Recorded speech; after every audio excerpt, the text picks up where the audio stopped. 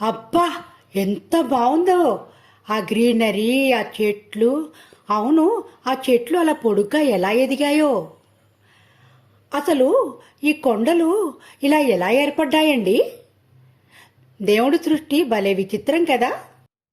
ఒక దాని నుంచి ఒకటి అని ఒక్కొక్క పెద్ద పెద్ద మనుషులు ఉన్నారు కదా, మన దారి కానీ వీళ్ళు కానీ వాళ్ళు చెప్పిన విషయాలని సైంటిఫిక్గా మనం ఆలోచించి మనం చదివి వాటి గురించి ఆలోచించి మనం కూడా బ్రెయిన్ పెరిగి ఓహో ఇట్లా అయింది వచ్చి మన చరిత్ర చదివి మన పురాణాల్లో ఆల్రెడీ చదివిన విషయాలు మనకు కావాలి చెప్పిన విషయాలు విని మన సొంత తెలివి వాడుకుంటూ ప్రస్తుతం బతున్నాం. అంతేగాని కొండలు పైకి లేవు. ఈ కొండలు అన్నిట్లా ఏర్పడ్డాయి. ఈ ప్రపంచం అంతా ఆ విధంగా ఏర్పడింది. అర్థమైందా?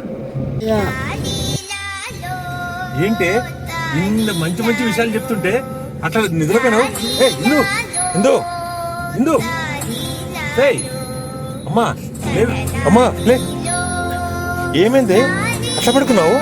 ఇంత మంచి మంచి విషయాలు చెప్తుంటే పడుకున్నట్టు కనిపిస్తోందా మీకు? శ్వాస వచ్చి పడిపోయానండి.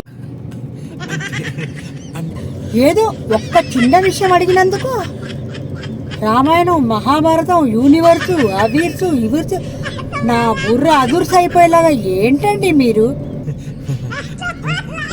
ఏంటి ఇవంతా అవసరమా? అంటే